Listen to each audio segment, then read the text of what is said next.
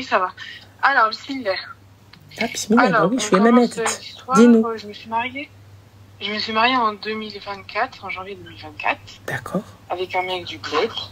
d'accord, Faut savoir qu'au début, j'étais assez forte de corpulence. d'accord. Donc, au départ, ses parents, je te mens pas, ils n'étaient pas pour. Enfin, ça a créé beaucoup de polémiques par rapport à ça, etc. Mhm. Je me suis quand même mariée, j'ai accepté, etc. Enfin, ils ont accepté au final parce que leur fils voilà, leur a clairement dit qu'en fait, j'étais sa femme et que celui qui est content, tant mieux, celui qui n'est pas content, tant pis. D'accord, Donc, du coup, on s'est mariés, tout ça. En janvier, il est arrivé en France, je l'ai ramené en France. Donc, je lui ai fait les papiers, etc. Et d'accord, tout ce qui va avec. ok, Après, je me suis fait opérer d'un bypass. Donc, j'ai perdu 80 kilos. ok, Donc, au début, ça allait bien. Dans le d'accord. couple, etc. Après, au fur et à mesure, en fait, à peine 8 mois après qu'il soit arrivé en France, Mhm. j'ai découvert la tromperie. La tromperie avec qui? À quel moment? Il m'a trompé, en fait. Il parlait avec 6 filles en même temps.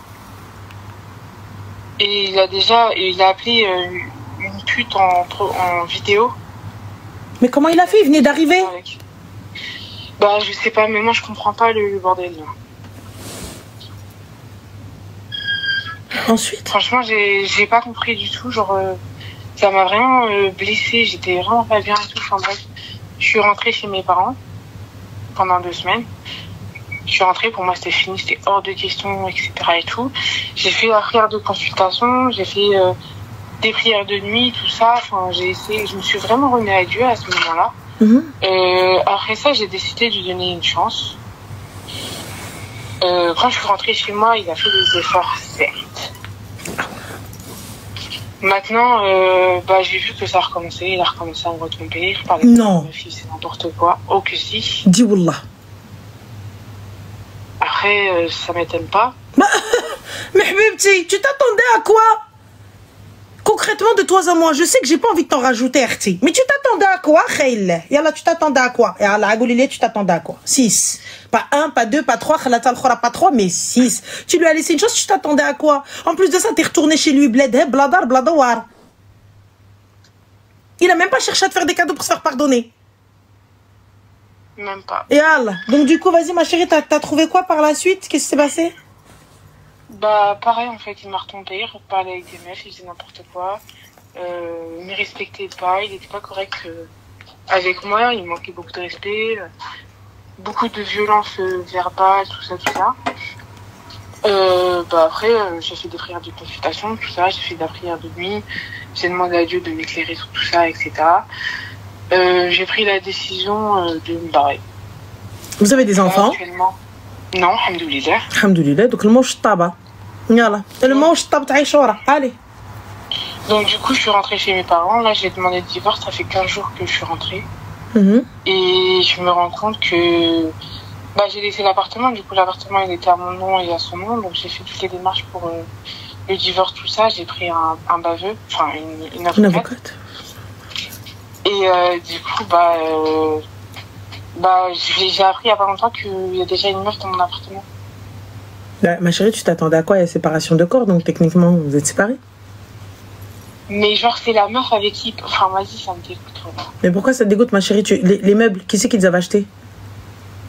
C'est nous deux. Et donc toi, t'es partie, tu as laissé l'appartement. Moi, je reste dans l'appartement. Pourquoi t'es partie? J'ai pas capté. Pourquoi je vais rester alors que manque de respect? Il n'y a pas de problème, Artie, mais moi, je reste chez moi. C'est dans ma maison, en fait. Donc là, j'ai payé, moi aussi. T'as payé, on est d'accord, les meubles? Ah non, mais oui, j'ai payé, mais je vais aller récupérer la moitié des trous. Hein. Faut pas rêver non plus. Hein. Je vais pas lui laisser tout. Hein. Donc, et puis l'appartement, on va le rendre. Ça veut dire que on a un préavis de 3 mois. Dans 3 mois, ça dégage. Ouais, il n'y a pas de souci, ma chérie. Mais en attendant, lui, il peut venir vider l'appart. Il n'y a pas de vol entre l'homme et la femme. Étant donné que vous n'avez pas de contrat de mariage. Il n'y a pas de contrat de mariage. Après, non, il n'y a pas. Donc ça veut dire que là, tu peux rentrer, l'appart est vide. Et il sera dans son bon droit, il n'y a pas de vol.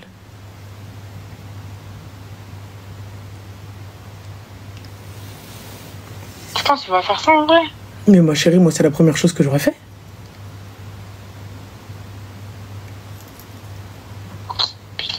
Bah, je suis désolée, mais la première chose que je fais, c'est ça. Chacha Habiba, c'est le Traoudi. Voilà.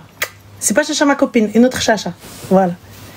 Donc je te dirais, déjà de 1, lorsque vous prenez la décision de partir, il n'y a pas de problème, c'est mûrement réfléchi, tout ça, etc., etc., etc.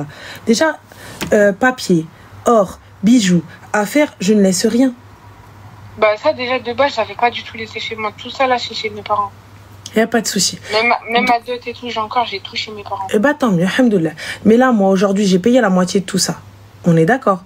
Donc, avant de partir, qu'est-ce qu'on fait? Soit je prends avec moi, toi, bah écoute, il y a eu temps. On fait une estimation de temps. Soit tu me donnes, soit je prends. Tu me donnes pas, je ramène un camion. Comme là, tu peux venir avec un camion, vider l'appartement, il pourra pas dire elle m'a volé. Bah, avant de partir, on avait discuté de ça et tout. Parce qu'il faut savoir déjà qu'au début de la relation, monsieur voulait le 50-50. Et comme c'est moi qui l'a...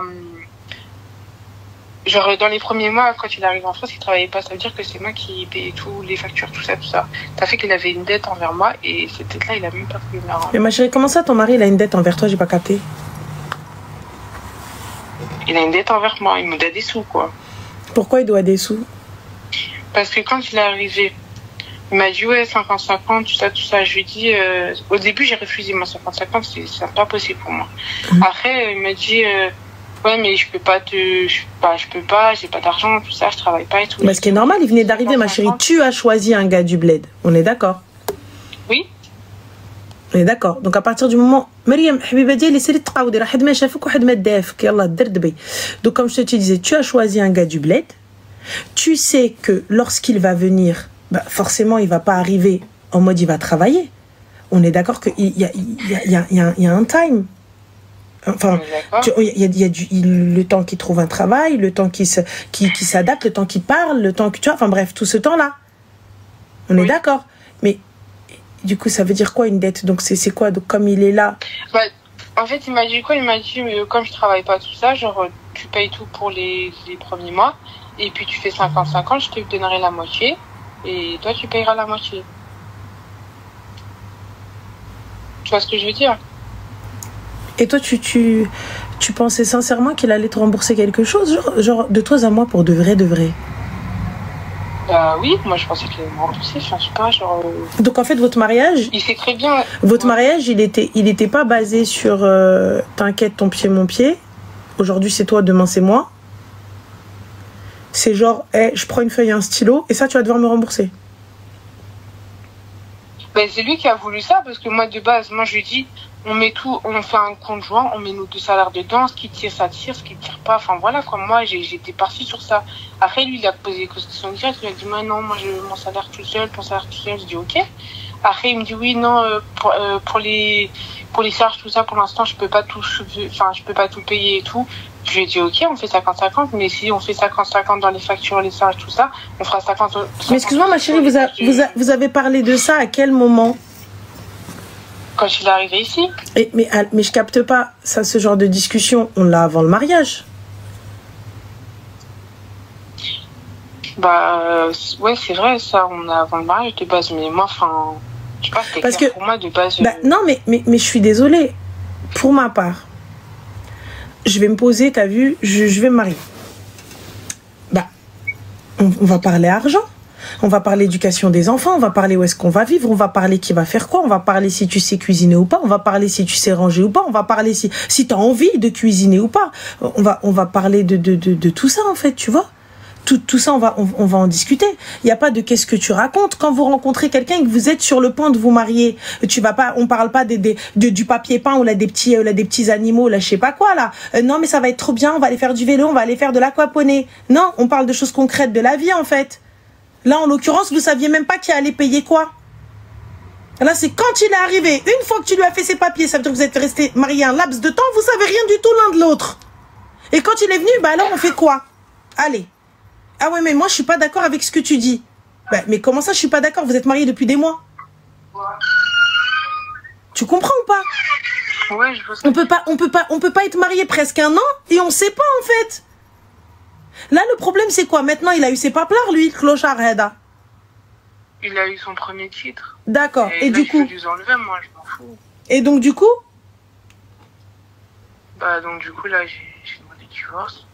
Ton avocate, elle te dit quoi? J'ai rendez-vous avec elle dans 15 jours. Tu as rendez-vous avec elle dans 15 jours? Ouais. Pourquoi?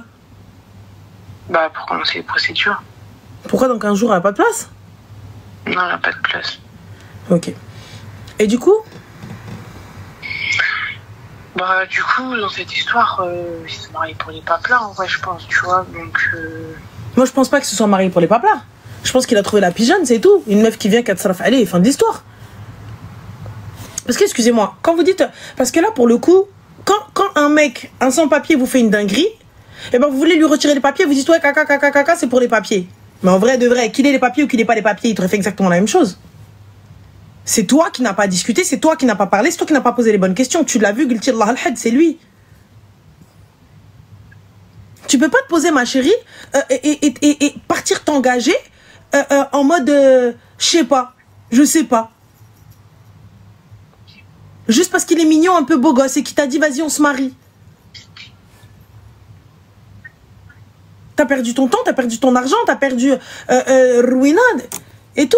Et là, j'ai l'impression que tu te rends même pas compte qu'il peut venir, hop, normal, il va te vider ton appart. Et là, la seule question, c'est tu dis, ouais, en fait, la meuf avec qui il m'a trompé, il l'a ramené à la maison. J'en ai rien à foutre, il la ramène à la maison. Il la ramène pas. Moi, c'est pas ça, c'est le cas de mes soucis. En fait, il y a plein de trucs, genre, il y a ça, mais il y a plein de trucs qui s'est passé dans les débuts. Enfin, genre, ça a été une relation très compliquée depuis le début, tu vois. Et donc? Genre, j'ai vraiment été patient avec eux,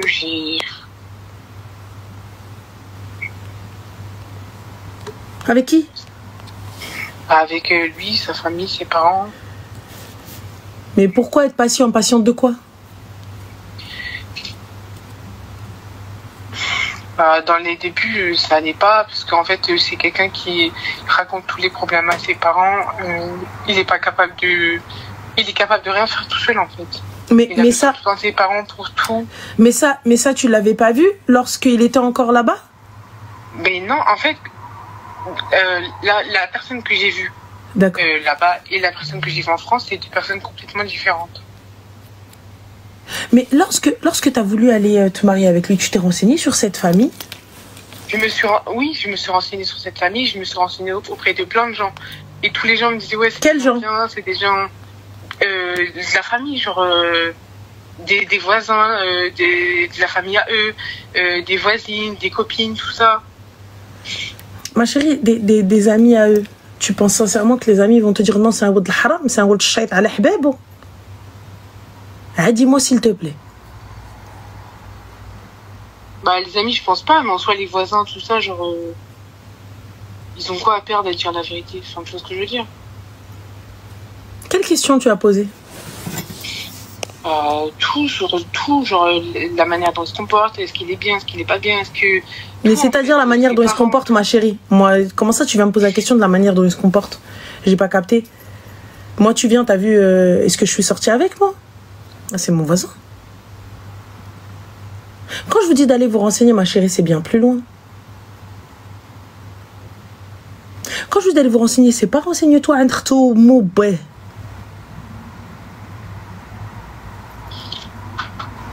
Et là, pour le coup, du coup, qu'est-ce que tes frères, t'as des frères, t'as ton père, t'as quoi? Moi, j'ai mes parents, j'ai mes frères, j'ai mes soeurs, j'ai tout le monde. D'accord. Et ouais, tu vas, ma chérie, demain, Sabah Rabbi, quand tu vas au travail, va prendre ce que t'as posé. Salam alaikum, khar la iraqi jakoum. Allez, au revoir, haba, bye bye. Ouais, Lydie. Oui.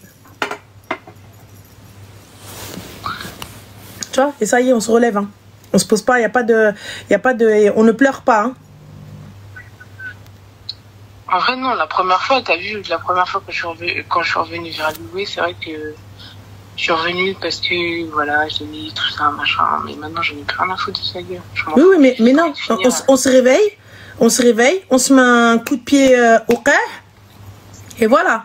Il n'y a pas de au fond du fond, dépression, mangeage de chocolat, on relade, je me sens pas bien, et à Willy Neri. Tu deviens la meilleure version de toi-même. Hein. Allez, haba bye bye, va chercher tes affaires. T'as compris? Oui, j'ai compris. Voilà. Alors, donc on a Hayat qui dit tu n'es pas imam, Ranel ne décide pas. Ma chérie, elle a déjà divorcé, elle a décidé. L'imam dit elle bok gadab slama. Le gars, il n'a pas trompé avec 1, il n'a pas trompé avec 2, il n'a pas trompé avec 3, il n'a pas trompé avec 4, il n'a pas trompé avec 5, il a trompé avec 6. Et là, 7. Voilà, et elle a pardonné, elle est reviendue. Et en plus de ça, Marta, elle est flous l'akhra. Voilà, du coup, Hayat, elle fait quoi? Elle reste ou elle t'appelle toi?